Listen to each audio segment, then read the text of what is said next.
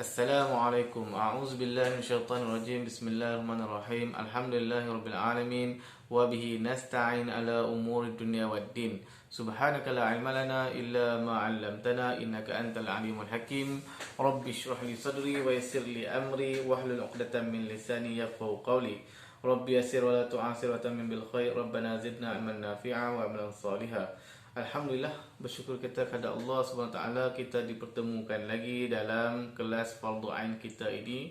Walaupun dalam keadaan video saja, kita jumpa dalam keadaan video, tapi Ustaz berharap supaya kita dapat faham apa yang kita pelajari dan boleh kita amalkan dalam kehidupan kita, insya-Allah.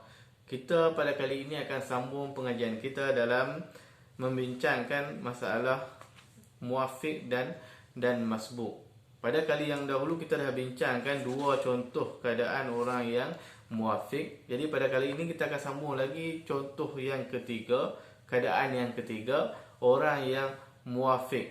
Apa yang perlu dia buat? Kan? Apa yang perlu dia buat? Kata pengarang, jika seorang muwafiq itu sembahyang berjamaah apabila imamnya sudah berada di dalam qiyam kedua untuk membaca Al-Fatihah, tetapi makmum berkenaan masih lagi berada di qiyam pertama, belum habis lagi bacaan Fatihahnya, atau imam sudah berada dalam tasyahud akhir sedangkan ia masih lagi berada di qiyam pertama dan Fatihahnya belum selesai, hukum makmum demikian ialah batal sembahyangnya. Ni apa ni, nak cerita apa ni? Kan nak cerita kata kita ni, kita buat contoh kita lah, senang kan. Kita sebagai seorang makmum mengikut imam, kita duk baca Fatihah lagi. Kita tengah baca Fatihah. Tiba-tiba imam kita tu telah bangun untuk membaca Fatihah pada rakaat yang kedua, ataupun imam itu telah bangun duduk tahiyat untuk membaca tahiyat. Kan? Imam dah bangun untuk membaca tahiyat. Itu adalah keadaannya. Hukumnya apa perlu kita buat? Belum ada apa lagi, belum ada pilihan lagi. Tapi kita masih lagi baca Fatihah.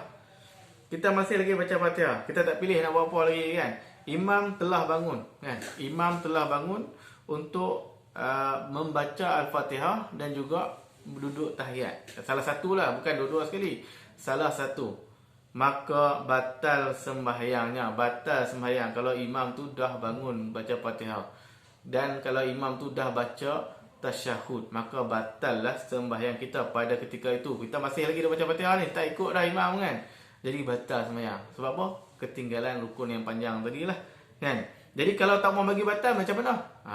Kecuali ia membuat dua pilihan segera semasa imam hendak berpindah kepada rukun yang keempat tu. Sebelum imam tu bangun. Tadi dia cerita dah kan, yang dah imam dah bangun untuk baca Fatihah, dah bangun berdiri dah kan. Kita masih lagi dah baca Fatihah, belum rukuk, belum sujud, belum semua belum ceritanya, belum lagi untuk habis rakaat kita tu kan. Imam dah bangun untuk rakaat yang lain kan. Maka masa tu batal lah, batal sembahyang kita. Imam dah duduk tasyahud, imam dah duduk tahiyat, baca tahiyat lah kan. Jadi masa tu batal sembahyang kita. Jadi sebelum imam membaca Fatihah rakaat yang berikutnya, sebelum imam duduk tasyahud, sebelum imam duduk tasyahud dan sebelum imam membaca Al-Fatihah rakaat yang lain, apa yang boleh kita buat? Kita buat pilihan tu, maka sembahyang kita masih lagi boleh diterima lah. Sembahyang tu belum batal lagi lah ceritanya, belum batal lagi. Mana? Pilihan yang pertama, makmum berkenaan dikehendaki meninggalkan bacaan Fatihahnya dan terus melakukan apa yang sedang dilakukan oleh imam, dan ia tambah satu rakaat lagi selepas salam imam. Jadi ni satu keadaan pilihan yang boleh kita buat supaya solat kita tak batal. Contohnya imam bangun dah tadi, kita ambil contoh yang awal tu. Imam yang bangun rakaat kedua, kita rakaat pertama, imam rakaat yang kedua. Imam dah bangun kan, imam belum bangun. Tadi kita cerita tadi belum kan, saya silap sikit situ kan. Okey, imam tu nak bangun ataupun imam tu tengah sujud. Imam tu tengah sujud. Bila imam tengah sujud, kita belum habis Fatihah, takut batal sembahyang, kita terus mengikut imam. Kita tahu lah tak ada kan. Kita pun terus mengikut mengikut imam. Jangan duk tunggu, jangan duk keng kat situ, jangan kita dah berhenti kat situ. Jadi kita terus mengikut imam dah. Terus mengikut imam maksudnya terus mengikut perbuatan imam. Bukannya kita turun rukuk, bukannya kita turun sujud. Sebab apa? Fatihah kita belum habis. Bila Fatihah kita belum habis, maksudnya rakaat itu belum dapat lagi, Fatihah tu belum dapat lagi. Belum dapat lagi Fatihah tu. Imam tak tanggung Fatihah tu sebab kita orang yang muafiq. Jadi kena habiskan Fatihah tu. Habis Fatihah, nanti imam bangun. Bila imam bangun, kita batal. Jadi apa kita nak buat? Terus mengikut imam pada rukun yang imam tu buat. Imam tu buat apa? Imam tu sujud yang kedua. Bila kita tengok macam tu, imam tu dah sujud yang kedua, kita pun terus turun sujud yang kedua. Sebab Fatihah kita tak habis ni. Terus sujud ikut imam. Sujud yang kedua tu. Tu sujud ikut imam. Bukan kita buat rokok, bukan kita buat sujud. Bukan kita buat iktidal apa semua tu. Tak. Itu kita tinggal imam, kita tertinggal dengan imam. Itu boleh menyebabkan batal juga. Jadi yang buat macam mana? Terus sujud bersama imam tadi. Sujud maksudnya kita sujud tu sujud yang kedua lah. Sujud yang kedua. Tak batal. Itu sembahyang tak batal macam tu. Cuma rakaat itu batal. Rakaat yang pertama kita tadi Ustaz buat contoh rakaat pertama kan. Okey, rakaat pertama tu batal. Maksudnya di akhir nanti kita kena tambah satu lagi rakaat. Sebab apa? Rakaat pertama kita tu dikira batal. Tak sah lah rakaat pertama tu. Tidak sah. Tidak sah ni maksudnya tidak dikira. Sembahyang sah sebab kita masih lagi mengikut imam. Itu cara yang pertama. Ataupun imam nak bangun duduk tasyahud kan. Sujud juga. Jadi kita turun terus sujud.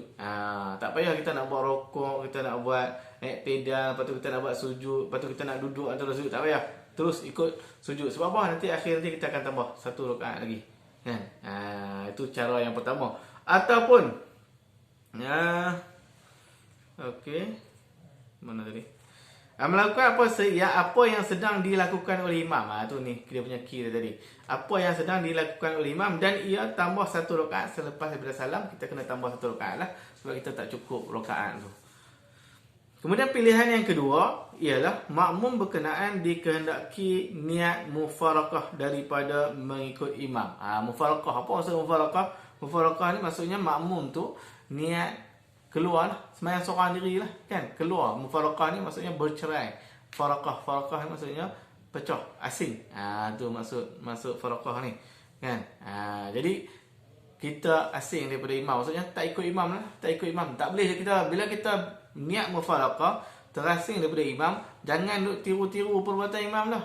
Kita sembahyang cara kita lah kan. Sembahyang cara kita ni ada juga malu kan, malu sebab kata kita mufarakah, jadi kita pun ikut sama dengan imam. Tak boleh macam tu kan. Mufarakah ni maksud kita asing. Kalau boleh kita cepatkan sikit ataupun kita lambatkan sikit daripada imam tu tadi. Ataupun dengan speed kita lah kan. Jangan dia buat ikut-ikut lah. Kadang ada orang dia bila dah mufarakah dia buat ikut-ikut imam lagi. Tak boleh boleh jadi batal lah sebenarnya. Kemudian ia hendaklah meneruskan segala bacaan Fatihahnya. Jadi dia kena terus baca Fatihah tadi. Maksudnya bila kita niat mufarakah dalam keadaan tadi imam nak bangun, bangunlah kan. Kita kena habiskan bacaan Fatihah kita tadi. Kena habiskan bacaan Fatihah, lepas tu rukuk, sujud macam biasalah. Sebab kita sembahyang seorang lah, terus dengan sembahyang seorang dirilah kan. Boleh tak nak masuk balik? Tak boleh lah kan. Kita nak mufarakah tak boleh masuk balik lah.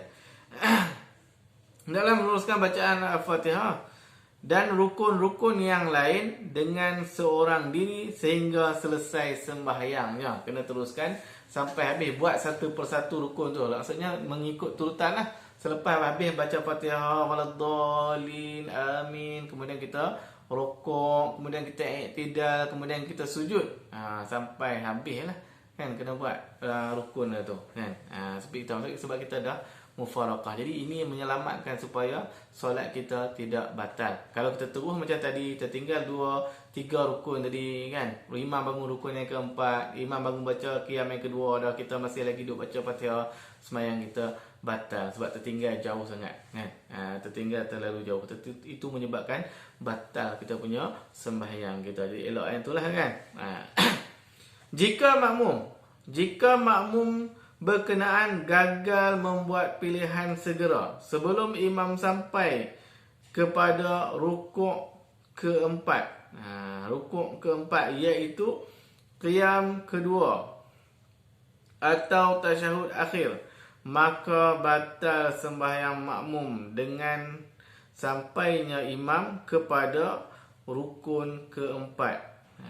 Jadi batal sembahyang kalau kita tetap juga. Jadi nak selamat bila imam tu sujud yang kedua tu kita ikut lah kan. Tapi kalau ikut dalam kitab ni dia kata imam bangun qiyam baca Fatihah tu, masa tu lah kita buat keputusan dengan segera, bukan tunggu. Maksudnya kita baca tu, kalau kita baca terus kepada Fatihah, imam qiyam yang kedua untuk membaca Fatihah, kita pun membuat keputusan membaca Fatihah semula itu untuk rakaat yang kedua. So terus mengikut perbuatan imam tadi kan, ataupun terus duduk tahiyat.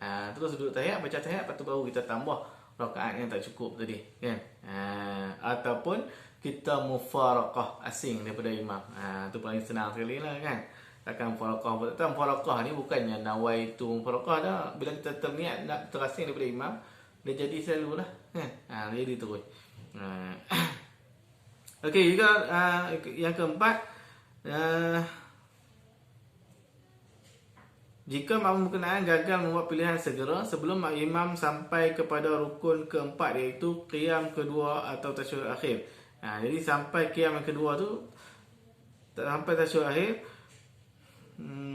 maka batal sembahyang makmum itu dengan sampainya imam kepada rukun keempat. Sedangkan bukan rukuk silap bukan rukuk. Bukan rukuk, saya silap dia. Rukun yang keempat bila imam bangun tu maksudnya dah batal lah. Jadi sujud tadi tu. Ini pembetulan pembetulan daripada yang tadi Ia masih berada dalam rukun yang pertama. Dia masuk rukun yang pertama tadi. Rakaat pertama lagi. Tetapi tidak mengapa jika sama-sama berpindah. Sama-sama berpindah maksud selisih. Dia tu elok dia turun rukuk je, imam pun bangun. Tu selisih tu tak apa. Iaitu makmum sedang berpindah kepada rukuk manakala imam sedang berpindah kepada qiyam. Makmum rukuk, imam bangun serentak, dalam keadaan serentak. Rukuknya piung, imam pun bangun kan. Jadi itu tak batal. Jadi dikira rakaat tu. Jadi kena sempurnakan lah, kena sempurnakan rukun yang kita buat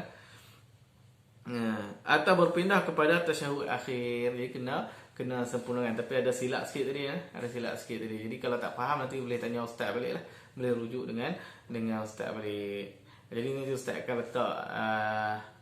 letak ni lah. Boleh tengok balik lah. Tengok sampai habis lah, senang ceritanya kan. Ataupun boleh jumpa ustaz lah kan, tanya kan. Okey, jadi saya ingat sekadar itu dulu perkongsian kita pada kali ini. Jadi nanti kita akan sambung pula masalah makmum yang muafiq. Wallahu alam. Assalamualaikum.